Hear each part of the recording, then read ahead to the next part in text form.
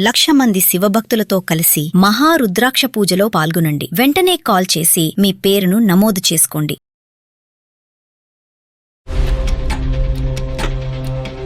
ఇప్పుడు తల తీసి చూస్తే అక్కడ మా జ్యోతి అక్క ఉంది. అక్కడండి హస్బెండ్ కూడా ఉన్నారు. వాల్ పైన చూస్తేమో వాళ్ళ మ్యారేజ్ ఫొటోస్ అవన్నీ కనిపించాయి. ఇప్పుడు గర్భవతి అంటున్నావు నువ్వు? అవును సార్, 4th మంత్. మరి ఆవిడకి ఎన్నో మంత్? ఫస్ట్ మ్యారేజ్ అయిన అతనే నువ్వే మరి పెళ్లి చేసుకున్నావు సార్. నేను గట్టిగా అడిగేసరికి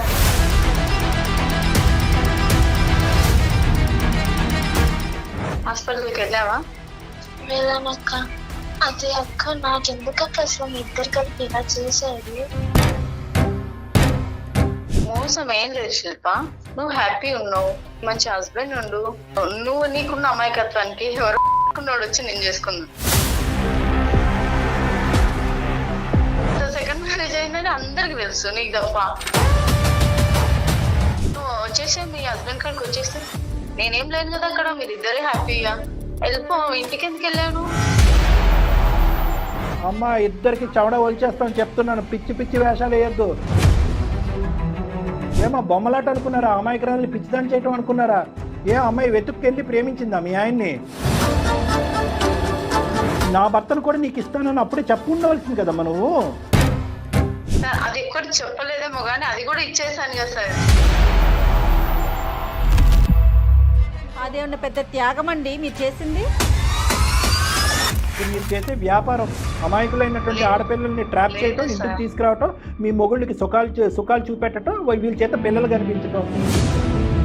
నువ్వు వాడు ఇంకా లేడ్ లైన్లో కానీ వాడికి నా దగ్గర నుంచి నిజంగా పడి ఉండేవి.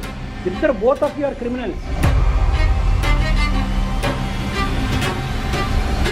నమస్తే, అందమైన జీవితం కార్యక్రమానికి స్వాగతం. నమస్తే కళ్యాణ్ గారు. నమస్తే జయ గారు. శిల్ప అనే ఒక అమ్మాయి మనకి మెయిల్ చేసిందండి. మీరు ప్రతి ఎపిసోడ్లో ఆడపిల్లలు చాలా మెచ్యూర్డ్గా ఉండాలి, ఒళ్ళంతా కళ్ళు చేసుకుని ఉండాలి, తెలివిగా మన చుట్టుపక్కల ఏం జరుగుతోంది, మనం ఎక్కడున్నాం, ఏం జరుగుతుంది అనే విషయాన్ని ఎప్పటికప్పుడు అలర్ట్గా ఉండాలని మన ప్రతి ఎపిసోడ్లోనూ మీరు చెప్తూనే ఉంటారు. ఉంటే ఎక్స్ట్రీమ్ లెవెల్లో ఉంటున్నారు, లేకపోతే పూర్తి అమాయకంగా జీవితాలనే నాశనం చేసేసుకునే స్థితిలో ఉన్నారండి.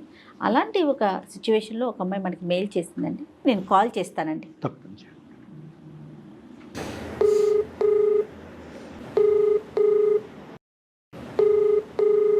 హలో హలో, నమస్తే అండి. శిల్ప గారా మాట్లాడేది? అవునండి. నేను సుమన్ టీవీ అందమైన జీవితం ప్రోగ్రాం నుంచి మాట్లాడుతున్నానండి. అవును మేడం. నమస్తే మేడం. నమస్తే అమ్మా. మెయిల్ చేశారు కదా మీరు? అవును మేడం. రైట్. నాతో పాటు డాక్టర్ కళ్యాణ్ చక్రవర్తి గారు ఉన్నారు. Okay madam. ఒక్కసారి మీ సమస్య ఏంటో చెప్పండి. Okay madam. ఓకే అమ్మా. నమస్కారం అండి. నమస్తే అమ్మా, చెప్పమ్మా సమస్య ఏంటమ్మా? నాది బాధ ఎలా చెప్పుకోవాలో అర్థం కావట్లేదు. మీకు ఈమెయిల్ అయితే చేయగలిగాను కానీ ఇక్కడ మొత్తం అంతా కూడా వివరంగా ఉన్నట్టుగా చెప్పమ్మా. నా పేరు శిల్ప సార్. ఎక్కడి నుంచమ్మా? అరకు సార్. అరకు, వైజాగ్ అరకు దగ్గర నుంచి వచ్చి. ఓకే. మా అమ్మ నాన్న రోజు పని చేసుకుంటూ ఉంటారు సార్. ఓకేనమ్మా. కొంచెం కష్టపడి వాళ్ళు నన్ను చదివించారు సార్. ఓకే. నేను డిగ్రీ దాకా చదువుకున్నాను, డిగ్రీలో BA దాకా చదువుకున్నాను మేడం. ఓకే అమ్మా. నా జాబ్ కోసం అని నేను హైదరాబాద్ కి వచ్చాను మేడం. ఓ ఓకే. ఇక్కడ మంచి హాస్టల్ చూసి 2 months కి సరిపడే రెంట్ ఇచ్చి నన్ను హాస్టల్లో జాయిన్ చేశారు. ఓకే. జాబ్ ఉందండి ఇక్కడ? జాబ్ లేదు. జాబ్ వచ్చిందమ్మా? లేదు మేడం, నాకు జాబ్ రాలేదు ఇక్కడ. నేను చదువుకున్న స్టడీస్ కి ఇక్కడ జాబ్ దొరకదు అని చెప్పేసి అన్నారు. నాది తెలుగు మీడియం అయ్యేసరికి ఇక్కడ ఇంగ్లీష్ లో మాట్లాడడానికి నాకు కుదరలేదు. నా జాబ్ ఏమైనా దొరుకుతుందేమో అని వచ్చాను. ఓకే. ఇక్కడ నాకు జ్యోతి అక్క అని పరిచయం అయ్యారు ఇక్కడ వాట్ అని హాస్టల్ కి. ఓకే. ఆవిడతో నేను అన్ని షేర్ చేసుకోగలిగాను. నాకు ఒక అక్కలా ఉన్నారు. ఆవిడతో నేను అన్ని నా బాధలు, నేను ఇక్కడ ఇలా ఉంటున్నాను అక్క, నాకు ఇబ్బంది అక్క, సో నా అక్కకి చెప్పుకుంటూ వచ్చాను. ఆ అక్క కూడా నా కోసం తన వంతైన ప్రయత్నం కూడా చేస్తానని చెప్పి తను కూడా చూసింది. ఏం ప్రయత్నం చేసిందమ్మా తన వంతు ప్రయత్నం? తను నా కోసం జాబ్ చూడమని, నేను ఒకవేళ రెంట్ ఇవ్వకపోతే తను కొంచెం ఉంది తర్వాత పర్వాలేదు అని, నాకు కూడా కొంచెం ఫ్రెండ్లీగా ఉంది ఆవిడ. ఎన్ని రోజులు ఉన్నావమ్మా హాస్టల్లో? ఆవిడ ప్రత్యేకమైన ఇంట్రెస్ట్ నీ మీదేనమ్మా, లేదంటే అందరికీ ఉద్యోగాలు వెతికి పెడుతుంది ఆవిడ? నాకు ఆ విషయం తెలియదు సార్. నాతో మట్టుకు ఆవిడ ఫ్రెండ్లీగానే ఉంది. ఎందుకు ఆవిడ ప్రత్యేకంగా నీకే ఎందుకమ్మా అంత ఇంట్రెస్ట్? అంటే నీ బాధలన్నీ చెప్పుకున్నావా, అమ్మా నాన్న పరిస్థితులు ఇవన్నీ దానివల్ల? అవును సార్, నేను అక్కతో నా బాధలన్నీ చెప్పుకున్నాను. సరే, తర్వాత ఏమైందమ్మా? తర్వాత నాకు 25 years సార్. సో నాకు మ్యారేజెస్ కూడా అక్క చూస్తూ ఉంది. తర్వాత ఒక మంచి అబ్బాయిని చూసి, వీళ్ళది మంచి ఫ్యామిలీ అమ్మ, చూసి ఆవిడ చూడటం ఏంటమ్మా మ్యారేజెస్? పేరెంట్స్ ఉన్నారు కదా, అమ్మ నాన్న ఉన్నారుగా ఊర్లో. అదే సార్, మంచి చేసుకుంటా అంటే సరే అక్క మా అమ్మ నాన్న వాళ్ళతో కూడా మాట్లాడు అని చెప్పి. తర్వాత సంబంధం వచ్చిందమ్మా? ఏమైనా మంచి సంబంధం తీసుకొచ్చిందా మీ అక్క? తీసుకొచ్చింది సార్ అక్క. మా పేరెంట్స్ వాళ్ళతో మాట్లాడి నాకు మ్యారేజ్ చేశారు. అంటే చూసుకున్నారమ్మా పెద్దలు వచ్చి కూడా? పెళ్లి మాటలు అవన్నీ జరిగినాయా? జరిగాయి సార్, అవన్నీ పెళ్లి కావాల్సినవన్నీ చూసుకుని సంబంధాలు అవి మాట్లాడాము. ఆ అబ్బాయి తరపున పెళ్లి పెద్దలు ఎవరు వచ్చారు? ఆ అబ్బాయి తరపున వాళ్ళ అమ్మ నాన్న ఇంకా వాళ్ళ పిన్ని బాబాయ్తో వచ్చారు సార్. అందరూ ఉన్నారా? Okay okay, very good. మా మదర్ అండ్ ఫాదర్ కూడా వచ్చారు. అక్క ఏం చెప్పిందంటే, వాళ్ళకి తెలిసిన ఫ్రెండ్ వాళ్ళ కొలీగ్ అంట, ఆఫీస్ కొలీగ్ అంట, నాకన్నా 10 years పెద్ద అని చెప్పారు ఆ అబ్బాయి. 10 years పెద్ద. ఓకే, మరి ఏజ్ ఎక్కువ అవ్వలేదమ్మా మరి? అంటే అయినా కానీ నీకు ఓకేనా? మంచి వ్యక్తి అని చెప్పేసి అన్నారు సార్, అందుకని ఇంకా మనీ కూడా మంచి ఉన్న బ్యాక్గ్రౌండ్ మంచిగా ఉన్న వాళ్ళంట అంట. సరే, మొత్తానికి పెళ్లి అయితే అయ్యిందమ్మా? అయ్యింది సార్. హ్యాపీ అన్న మరి నువ్వు? హ్యాపీ అని చెప్పలేను సార్. ఏం జరిగింది? నేను కన్సీవ్ అయ్యాను సార్. ఓకే, ఎక్కడ ఉన్నారు మీరు? మాది మ్యారేజ్ అయిపోయిన తర్వాత మాకు ఒక ఫ్లాట్ చూసారు మేడం, మేము ఆ ఫ్లాట్ లో ఉంటున్నాము. ఓకే, కాదమ్మా ఇప్పుడు పెళ్లి ఎప్పుడైందమ్మా? ఎంతకాలం క్రితం? ఈ రోజుకి ఎంతకాలం క్రితం అయింది? 6 months అయింది సార్ మ్యారేజ్. 6 months అయిందా? అప్పుడే కన్సీవ్ అయ్యావా? ఎన్నో నెల అప్పుడు మీకు? 4th month sir. 4వ నెల. ఓకే ఓకే, ఏమ్మా మరి సమస్య ఏంటమ్మా? నాకు కన్సీవ్ అయిన తర్వాత మా హస్బెండ్ రాను కొంచెం లేట్ అవ్వడం, నైట్ ఎక్కడైనా స్టే చేయడం అనేది, సండేస్ కూడా హాఫ్ డే నాకు వర్క్ ఉందని చెప్పేసి అటు ఇటు వెళ్ళడం. ఏం చేస్తాడు అతను? Software ma'am. టైమింగ్స్ ఉండేవి కాదు, లేట్ గా వచ్చేవాడు, ఆదివారం కూడా పని పెట్టుకునేవాడు. అవును సార్. ఏమో పని ఉందేమో మరి. ఏం పని ఉందని చెప్పేసి వెళ్తూ ఉండేవారు. ఒక వన్ డే ఏమో ఆయనది ఫోన్ స్విచ్ ఆఫ్ అయిపోయింది, ఆయన ఆఫీస్ కి వెళ్ళాను. ఓకే. వాళ్ళ కొలీగ్స్ వాళ్ళ ఫ్రెండ్స్ వాళ్ళు చెప్పారు, వాళ్ళ ఫస్ట్ వైఫ్ ఇంటికి వెళ్ళారు మేడం అని చెప్పేసి అన్నారు సార్. నాకు అర్థం కాలేదు ఫస్ట్ వైఫ్ ఇంటికి ఏంటి అని. అక్కడ కొలీగ్స్ సార్ అన్నారు, మేడం ఆయన ఇక్కడే పక్కనే ఇల్లు, వాళ్ళ ఇంటికి వెళ్ళినట్టున్నారు, మీకు తెలియదా? మా అందరికి తెలుసు, ఆయనది సెకండ్ మ్యారేజ్ అని చెప్పేసి అన్నారు. సో మీది సెకండ్ మ్యారేజ్, ఫస్ట్ వైఫ్ దగ్గరికి అతను వెళ్ళాడు? అవును సార్. సో అందరికి తెలుసు మీరు సెకండ్ అని? అవును సార్, అందరికి తెలుసు, వాళ్ళ ఆఫీస్ లో అందరికి తెలుసు అంట ఆ విషయం. వీళ్ళందరూ పెళ్లికి భోజనానికి వచ్చారమ్మా? వచ్చారంట సార్, వాళ్ళ పెళ్లి వచ్చి నన్ను చూసారంట. చూడండి ఎంతమందా, అంటే ఒకరికి కాకపోతే ఒకరికైనా తెలియదండి తప్పని. తర్వాత ఇప్పుడు ఏమైందమ్మా? వాళ్ళ ఇంటి దగ్గర తీసుకెళ్ళగలరా మీరు, నన్ను అడ్రస్ ఏమైనా ఇవ్వగలరా అంటే, నేను అట్టే వెళ్తున్నాను మేడం, మిమ్మల్ని డ్రాప్ చేసి వెళ్తానని చెప్పేసి అన్నారు అక్కడ కొలీగ్ ఆయన. ఓకే, అయితే నన్ను డ్రాప్ చేసి వెళ్ళండి అయితే అని చెప్పేసి నేను ఆయన అడిగితే వాళ్ళ ఇంటి దగ్గర డ్రాప్ చేసి వెళ్ళారు ఆయన. ఓకే, నేను అక్కడ డోర్ అది కొట్టి వెయిట్ చేస్తున్నప్పుడు తల తీసి చూస్తే అక్కడ మా వాటర్ నాకు జ్యోతక్క అంటే అక్కడేం చేస్తున్నామా ఆవిడ? నేను లోపలికి వెళ్ళి చూస్తే అక్కడ మా హస్బెండ్ కూడా ఉన్నారు తనతో పాటు. ఏంటక్క ఇదంతా అని చెప్పేసి అడిగాను. వాల్ పైన చూస్తేమో వాళ్ళ మ్యారేజ్ ఫొటోస్ అవన్నీ కనిపించాయి నాకు. అయ్యో భగవంతుడా. అంటే అతని ఫస్ట్ వైఫ్ జ్యోతి అక్క. అక్క ఇప్పటికీ అంత మర్యాదగా పిలుస్తున్నారా? అక్క అక్క అక్క అని 100 సార్లు వాళ్ళ ఇంట్లోనే పిలిచి ఉండరు ఇన్నిసార్లు. ఇంత నువ్వు మరీ ఇంత అమాయకంగా ఏంటున్నానా? ఎక్కడో అరకులో పుట్టావు, ఎక్కడో పెరిగావు, వ్యవసాయం చేసుకునేటటువంటి కాయ కష్టం చేసుకునే తల్లిదండ్రులు.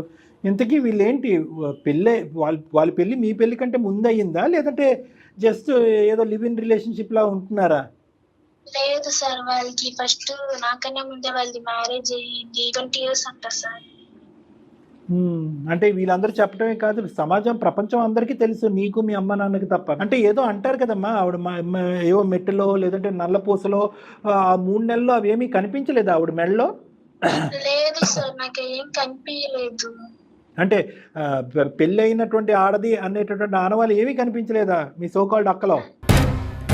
నేను అబ్జర్వ్ చేయలేదు సార్, అంతేం అబ్జర్వ్ చేయలేదు. ఏరా ఆకాశంలో చూసి మాట్లాడతావా? నువ్వు మా మొహంలో చూసి మాట్లాడవు. ఇంత బుద్ధిహీనం ఏంటమ్మా, ఇంత అమాయకురాలువా?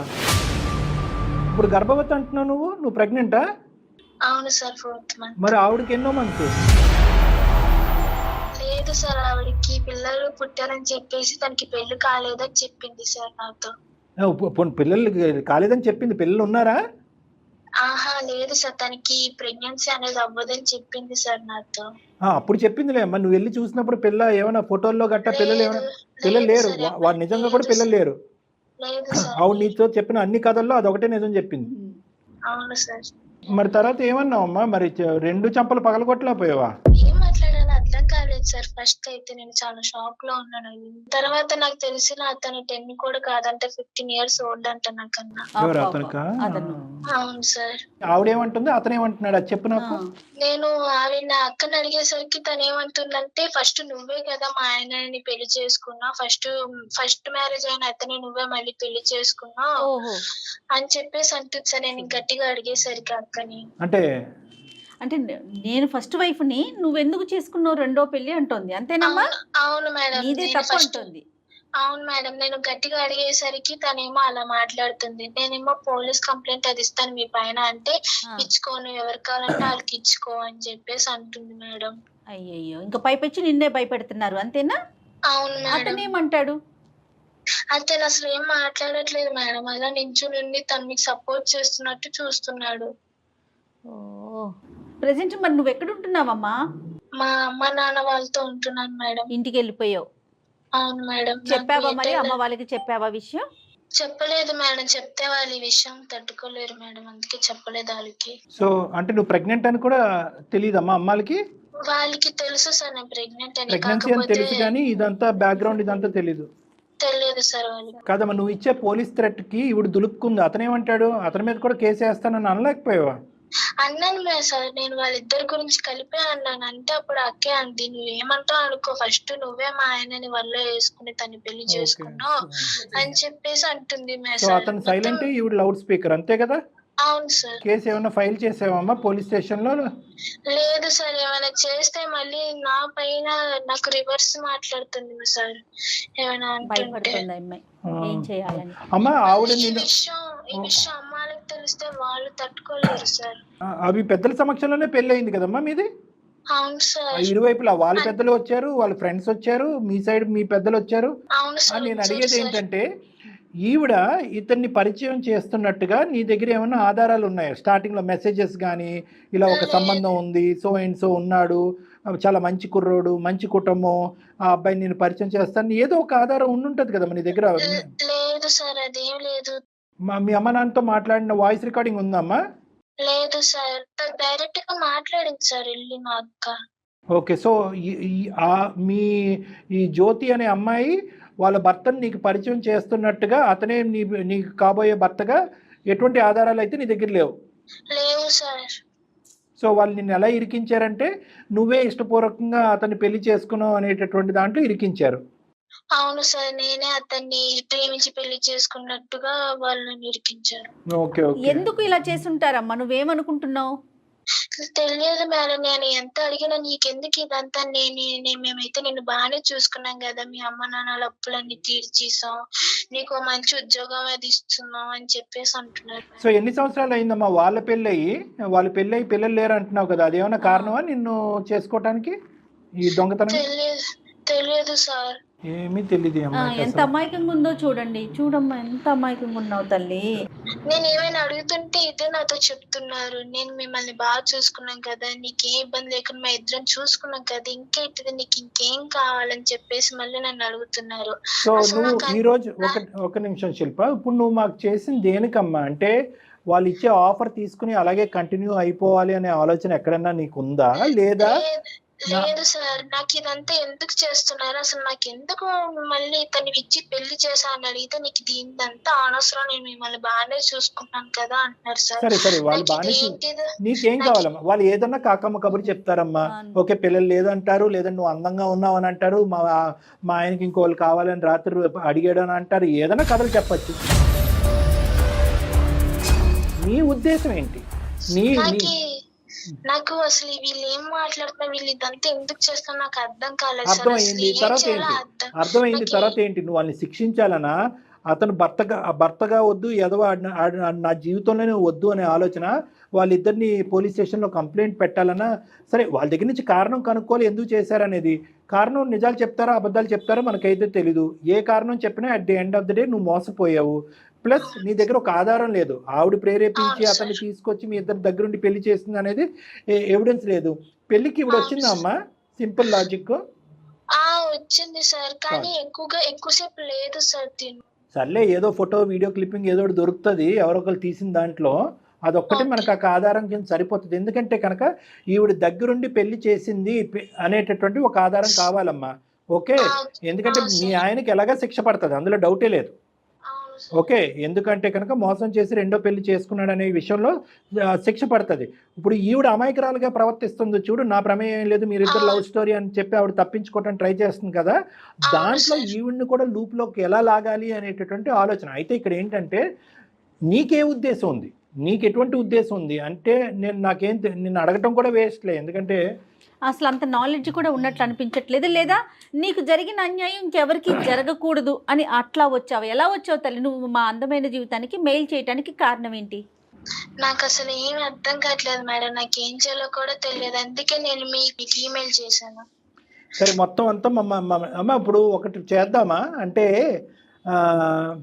ఈవిడ్ని ఏదో విధంగా లూప్లోకి లాగాలమ్మా జ్యోతిని.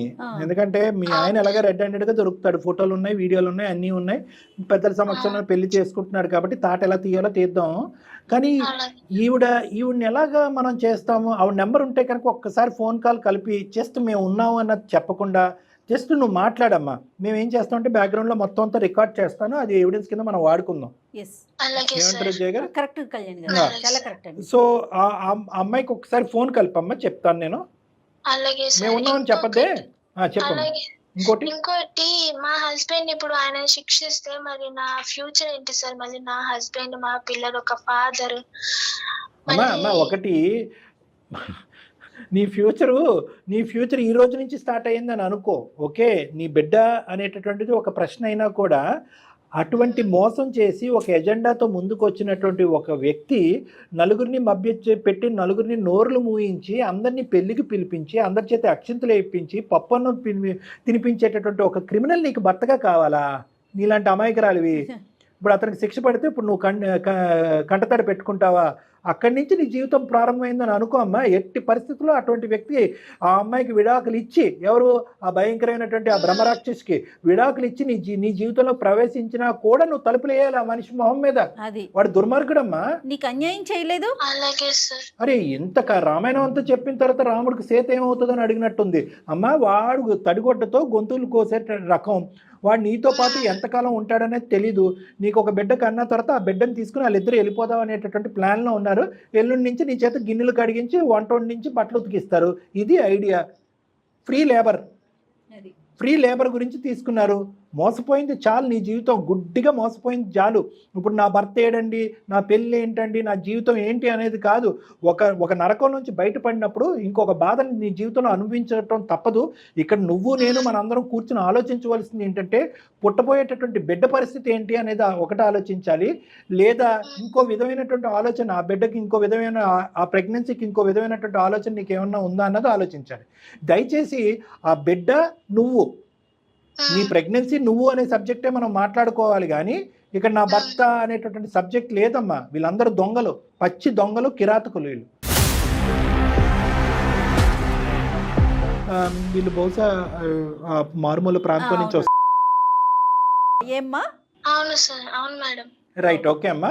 సో అది మనం ఇక్కడ ప్రస్తావనలోకి తీసుకురాకపోయినా నీకుండే హక్కులు నీకు ఉంటాయి. అవును. ఒకప్పుడు ఆ సబ్జెక్ట్ కూడా ఉంటాయి కనుక నీకు డబల్ ట్రిపుల్ హక్కులు ఉంటాయి. కాబట్టి మొత్తం హక్కులన్నీ కూడా ఎలా ఉపయోగించుకోవాలనేది మేము చెప్తాము.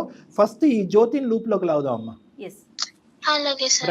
రైట్. తీసుకోమ్మ, ఆవిడని ఒకసారి లైన్లోకి తీసుకో. ఎంత అమాయకంగా ఉందండి. Very bad madam, very bad. మాట్లాడమ్మ, ఒకసారి లైన్ కలుపు ఆ జ్యోతి గారికి. మీరు మాట్లాడుతున్న వ్యక్తి మీ కాల్ ను హోల్డ్ లో ఉంచారు. దయచేసి లైన్ లో వేచి ఉండండి. आप जिस व्यक्ति से बात कर रहे हैं హలో, చెప్పు. ఎక్కడున్నావు అక్క? ఇంట్లో ఉన్నాను. చెప్పు, బాగున్నావా? బాగున్నా. హాస్పిటల్కి వెళ్ళావా? వెళ్ళానక్క. అదే అక్క, నాకెందుకక్క అసలు మీ ఇద్దరు కలిపి ఇలా చేశారు? ఏం చేసాం? మళ్ళీ మోసం చేశారు. మోసం ఏం లేదు శిల్ప, నువ్వు హ్యాపీ ఉన్నావు, మంచి హస్బెండ్ ఉండు, నీకు నేనేం మోసం చేయలేదు. నీ అప్పులు తీరినాయి, నీకు మంచి లైఫ్ ఇచ్చిన, నేనేం చేసిన? నీకు ఇంకా మంచి లైఫ్ ఇచ్చిన. అసలు నాకు ఎందుకు ఇలా చెయ్యాలి? అసలు సెకండ్ వైఫ్ గా నన్ను ఎందుకు అతనికి ఇచ్చి మ్యారేజ్ చేసిన? శిల్ప, ఒకటి గుర్తు పెట్టుకో, నువ్వు నీకున్న అమాయకత్వానికి ఎవరో అడుక్కున్నాడు వచ్చి నేను చేసుకున్నాను. నీ జీవితం ఇంకా నాశనం అయిపోదు. నేను మా ఊర్లో పంచాయతీ పెట్టిస్తాను అక్క, పోలీస్ కేసు వేస్తాను పైన. చెప్పుకో, నువ్వేమన్నా చెప్పుకో, నువ్వే నా మౌన్ని ట్రాప్ చేసి పెళ్లి చేసుకున్నావు అని నేనే కేసు పెడతాను నీ పైన. అట్లా ఎట్లా పెడతావు? అట్లే పెడతా. సెకండ్ మ్యారేజ్ అయిందని అందరికి తెలుసు, నీకు తప్ప. అట్లీస్ట్ నీకు కూడా తెలుసా అని నేను చెప్తా. నేను చెప్తాను అక్క, నీ పైన పంచాయతీలో అది పెట్టిస్తాను. నువ్వు ఎక్కడ చెప్పుకుంటావు అక్కడ చెప్పుకో, నేను అన్ని చెప్పే చేసిన అని నేను చెప్తా. ఓకేనా? అన్ని తెలిసే చేసుకుంది సార్ అని నిన్ను ఎవరి ముందైనా చెప్పుతా. అసలు అలా ఎందుకు చేశారక్క మీరు? నీకు ఇప్పుడు ఏం తక్కువైంది? అన్ని బానే ఉన్నాయి. నువ్వు వచ్చేసే మీ హస్బెండ్ కాడికి వచ్చేస్తే నేనేం లేను కదా అక్కడ, మీరిద్దరే హ్యాపీగా వెళ్ళిపో. ఇంటికి ఎందుకు వెళ్ళాను? నాకు ఏం మాట్లాడాలో అర్థం కావట్లేదు మీరు మాట్లాడుతుంటే. ఎవరు తీసుకొచ్చారమ్మా ఈ సంబంధం జ్యోతి? ఎవరు? ఎవరో ఒకళ్ళే. సంబంధం ఎలా వచ్చింది ఈ అమ్మాయికి? మీరు ఎవరు సార్? అమ్మ, మేము సుమన్ టీవీ అందమైన జీవితం ప్రోగ్రాం నుంచి మాట్లాడుతున్నాము. నా పేరు జయలక్ష్మి, నాతో పాటు డాక్టర్ కళ్యాణ్ చక్రవర్తి గారు కూడా ఉన్నారమ్మా. మీ కన్వర్జేషన్ మొత్తం విన్నాము. తనే మాకు మెయిల్ చేసింది తన సమస్యకి ఒక పరిష్కారం చెప్పమని. అసలు నువ్వు ఎందుకు పెళ్లి చేస్తావు? పెళ్లి చేయలేదు సార్, అసలు ఆమెనే మా ఆయనను చూసి ఇష్టపడి చేసుకుంది సార్. ఓకే. ఆ అమ్మాయి వచ్చి మీ ఇంట్లో ఎత్తుక్కుంది, మగాళ్ళు ఎవరు ఇక్కడ ఖాళీగా ఉన్నారని చెప్పి. సడన్గా మీ ఆయన అక్కడ కనిపించాడు కాబట్టి ఇతను కావాలని వేలెత్తి చూపెట్టేటప్పటికి నువ్వు కళ్యాణ మండపం బుక్ చేసి పెళ్లి చేస్తావు, అంతే కదా? ఎందుకమ్మా ఏదన్నా అబద్ధం ఆడితే అతికినట్టు ఉండాలమ్మా. నీ తడబాటు ఇవన్నీ వింటూ ఉంటే కనుక దగ్గరుండి నువ్వు ఈ పెళ్లి జరిపించావు, దగ్గరుండి ఈ సంబంధం కుదిర్చావు, దగ్గరుండి అందరినీ మోసం చేసావు అని చెప్పి ఎంతమంది నోర్లు మూయించారమ్మా నువ్వు మీ ఆయన? మీ ఆయన పక్కన ఉన్నాడా? పక్కనుంటే ఈ ఫోను లేదు సార్. అమ్మా, ఇద్దరికి చవడ వలిచేస్తాను చెప్తున్నాను. పిచ్చి వేషాలు వేయద్దు. ఏమనుకున్నారు ఇప్పుడు వరకు? ఏమో బొమ్మలాట అనుకున్నారా? అమాయకురాలని పిచ్చిదాన్ని చేయటం అనుకున్నారా? మొత్తం మీరిద్దరు మాట్లాడుకున్న మొత్తం అంతా కూడా సంభాషణ మా దగ్గర రికార్డ్ అయ్యి ఉంది. ఆధారాలతో మీరిద్దరు అడ్డంగా దొరికారు. పెళ్లి ఫోటోల్లో కూడా నువ్వు దగ్గరుండి పెళ్లి చేసినటువంటి ఆ ఫోటోలు మా దగ్గర ఉన్నాయి. అన్ని ఆధారాలతో మేము కట్టుదిట్టంగా మొత్తం ఏర్పాట్లు చేసాం. మీ ఇద్దరి చేత కటకటాలను లెక్క పెట్టించడం డౌటే లేదు. దానికి ఆ అమ్మాయికి మా పూర్తి స్థాయి సపోర్ట్ ఉంటుంది. నాది కానీ, జయలక్ష్మి మేడం గారిది కానీ, సుమన్ టీవీది కానీ. ఏ అమ్మాయి వెతుక్కెళ్ళి ప్రేమించిందా మీ ఆయన్ని? మాటలు రావట్లేదు. ఏమ్మా చేసిందంతా చేసిన తర్వాత ఈరోజు మౌనంగా కూర్చుంటే కనుక అయ్యో పాపం ఈ అమ్మాయి కనువిప్పు కలిగిందని చెప్పి వదిలేస్తాం అనుకున్నారా? పడే శిక్ష ఎలాగా పడుతుంది, దానికి మేము అంతా రెడీగా ఉన్నాం. అసలు ఎందుకు చేశారో కారణం మేము తెలుసుకోవాలని అనుకుంటున్నాం. మేము కానీ మేము చూసేటటువంటి ఆడియన్స్ కానీ. నేనే తీసుకొచ్చాను సార్. ఎవరు? మీ ఆయన నువ్వు తీసుకొచ్చావా? సార్, అమ్మాయికి మంచి లైఫ్ ఇచ్చినా సార్ నేను. గడిది గుడ్డేం కాదు. ఏంటి ఇచ్చారమ్మా లైఫ్? చెప్పండి.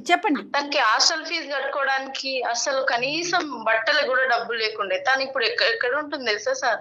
అపార్ట్మెంట్ లో ఉంటుంది. తనకు కావాల్సింది ఉంది, కారులో పోతుంది, కారులో తిరుగుతుంది. అలాంటి లైఫ్ ఇచ్చిన సార్ నేను. అవన్నీ ఇచ్చావు. ఇవన్నీ ఇచ్చే ముందు అమ్మ నీకు హాస్టల్ ఫీజు కట్టినాను, ఇవన్నీ చేస్తాను, నా భర్తను కూడా నీకు ఇస్తానని అప్పుడే చెప్పు ఉండవలసింది కదమ్మా నువ్వు. నీకు అన్నీ ఇచ్చాను, ఫ్రీగా నా భర్తను కూడా నీకు ఇస్తాను రెడీమేడ్గా, వాడికి 10 సంవత్సరాలు కాదు 15 సంవత్సరాలు పెద్ద అని చెప్పి ఉన్నమాట ఉన్నట్టుగా చెప్తే కనుక ఆ అమ్మాయి తీసుకుంటుందో వదిలేస్తుందో అప్పుడు ఆలోచించి ఉండేవాళ్ళం కదా. అన్నీ ఓపెన్గా సహాయం చేసేదానివి, ఇదెందుకు వెనకత్త నుంచి వెన్ను పొట్టు పొడిచావు? సార్ అది ఎక్కడ చెప్పలేదేమో కానీ అది కూడా ఇచ్చేసాను కదా సార్.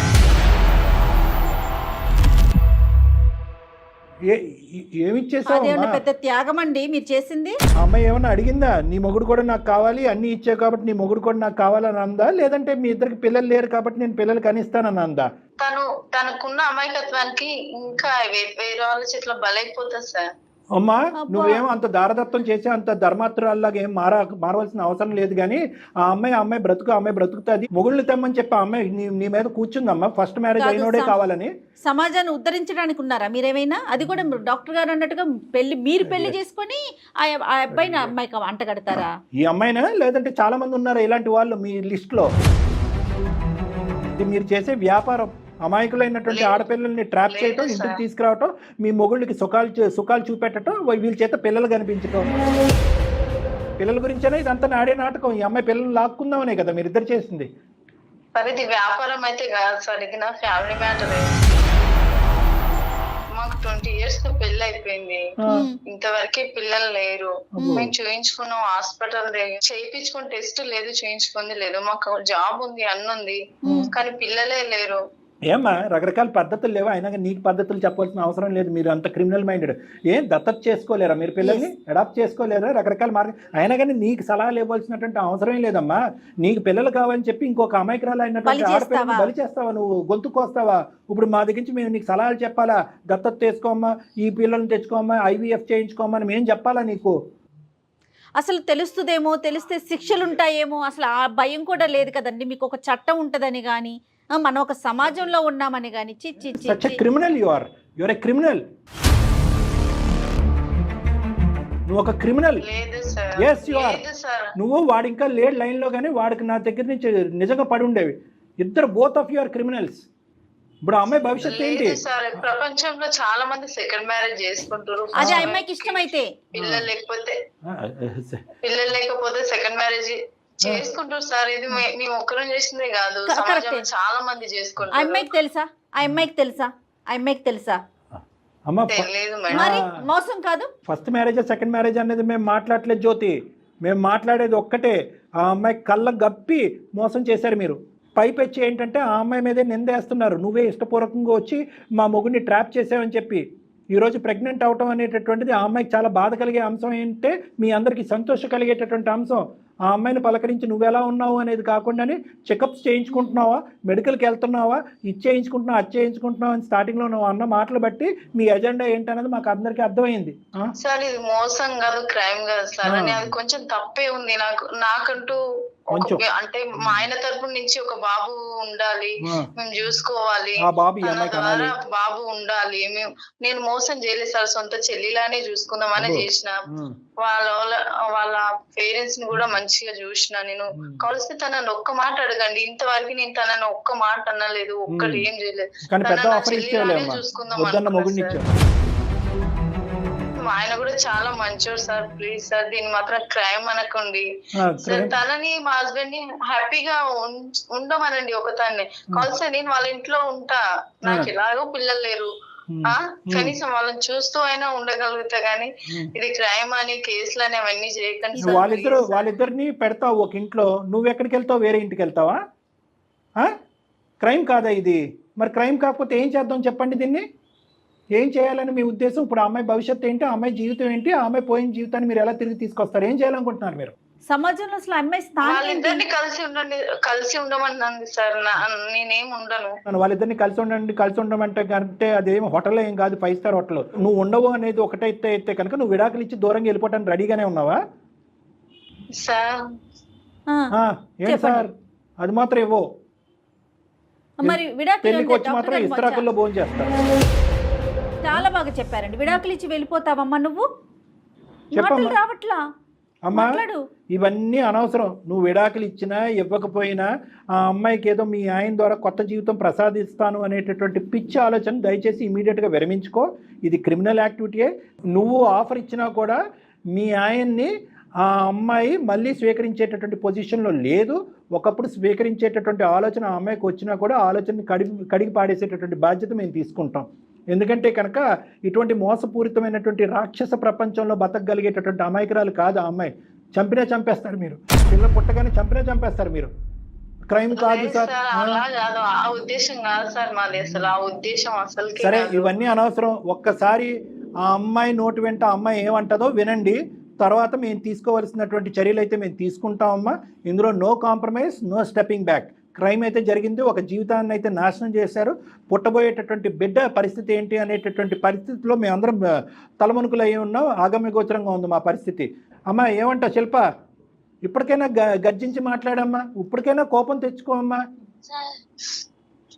తను నాకు అసలు నేనే నన్ను ఎందుకు ఎంచుకున్నా నాకు తెలియదు. నీ అమాయకత్వం తల్లి తెలుస్తోంది, అది అందరికి అర్థమవుతుంది, నీకే అర్థం కాదమ్మా. కావట్లేదు. ఇంకా నిన్ను ఎంత అడిగినా కూడా వేస్ట్. నువ్వు ఇమీడియట్గా నువ్వు మీ తల్లిదండ్రులకి చెప్తావా, మేము మీ తల్లిదండ్రులకి చెప్పాలనేది ఇమీడియట్గా ఇంకొక నిమిషం వేస్ట్ చేయకుండా దీని మీద యాక్షన్ ప్లాన్ అనేటటువంటిది మనం డిసైడ్ చేయాలి. లేదంటే వీళ్ళు తప్పించుకుని పారిపోయేటటువంటి దానికి అవకాశం ఉంటుంది. మొత్తం కాల్ రికార్డింగ్స్ అన్నీ కూడా మన దగ్గర ఉన్నాయి. నువ్వు మాతో పాటు ప్రయాణం చేసి మాకు హెల్ప్ చేయడానికి రెడీగా ఉన్నావా లేదా శిల్ప, అంతవరకు చెప్పు. రైట్. అతను నీ భర్తకి ఒకసారి ఆలోచించు శిల్ప. ఏం ఆలోచిస్తుంది? ఎలా చూసుకుంటా నిన్ను శిల్ప? లేదక్క నాకొద్దు. అమ్మా, ఇంకా అమ్మాయిని మభ్య పెట్టి మాయ చేసే ప్రయత్నం చేయొద్దు. చాలు నువ్వు చేసినటువంటి జగన్నాటకాలు. మీకు మీ చేత ఊసలు లెక్క పెట్టించేటటువంటి ప్రయత్నంలో మేము ఉంటాము. అమ్మా, మీ పేరెంట్స్ నెంబర్స్ మాకు షేర్ చేయమ్మా ఒకసారి. ఎవరు శిల్ప? అలాగే సార్. తర్వాత మనం ఏ చర్యలు అయితే ఆ చర్యలు ఇంకా ఆలోచించడానికి ఏం లేదమ్మా, ఇంతసేపు నీతో మాట్లాడటమే తప్పు. మేము ఆలోచించమమ్మా. తర్వాత మా తరపున ఉన్న లాయర్స్ ఆలోచిస్తారు, పోలీస్ స్టేషన్ లో ఉన్న పోలీసులు ఆలోచిస్తారు. చూద్దాం, ఆపమ్మా. శిల్ప, ఇప్పుడు బిడ్డకు సంబంధించినటువంటి అంశం ఒక కీలకమైనటువంటి అంశం. అది మీ కుటుంబ సభ్యులతో ఒక డాక్టర్తో విచారించి అది నీ సొంత నిర్ణయం అమ్మా. దాంట్లో మా ప్రమేయం అంటూ ఏమీ ఉండదు. ఓకే, బిడ్డని ఉంచాలా ఉంచకూడదా అనేటటువంటిది ఆ మాట కూడా నాకు అంటే ఇష్టం లేదు. అది ఏం బిడ్డ నువ్వు ఎత్తుకుని వెళ్తావా? చాలే, నువ్వు ఆగు కాసేపు. ఫోన్ కట్ చేయమ్మా. నువ్వు ఆవిడని లైన్ కట్ చేసేసే. ఓకే శిల్ప, 3 things అమ్మా. ఒకటి, ఇమీడియట్గా మీ పేరెంట్స్కి చెప్పాలి, లేదంటే మేమన్నా కమ్యూనికేట్ చేస్తాం. నువ్వు ధైర్యంగా ఉండాలి, మాతో పాటు కలిసి పోరాడాలి. నీ దగ్గర ఉన్నటువంటి ఆధారాలన్నీ మాకు సబ్మిట్ చేయాలి. నీతో పాటు మేము కూడా పోలీస్ స్టేషన్కి వస్తాము. పోలీస్ స్టేషన్ ఎక్కడైతే అక్కడ మా టీం వచ్చి కంప్లైంట్ పెడతారు. మనం ఒక లీగల్ లాయర్ హెల్ప్ తీసుకుందాం. ధైర్యంగా ఉండు, మేమందరం నీతో పాటు హెల్ప్ ఉంటాం. డెఫినెట్ గా మా అందరి సపోర్ట్ నీకు ఉంటుందమ్మా. రైట్ అమ్మా. Okay, all the best. ఎంత అమాయకంగా ఉన్నారు కళ్యాణ్ గారు. ఇంకా కూడా అదే నేను చెప్పింది మీకు. నా అమ్మాయికి ఇప్పటికీ ఎమోషన్ రావట్లేదు, కోపం రావట్లేదు, ఏడుపు రావట్లేదు, ఏమీ రావట్లేదు. ఇప్పటికీ ఎందుకు చేశారు? అది ఆ క్వశ్చన్కి ఆన్సరే వెతుక్కుంటుంది తప్ప తన జీవితం ఏంటి అనేది ఆలోచించలేకపోతుంది. రైట్, వాళ్ళ పేరెంట్స్ తో మాట్లాడదాం కళ్యాణ్ గారు. మనం దీనికి ఒక సొల్యూషన్ అయితే తీసుకొద్దాం. రైట్ అండి. Thank you Jagan.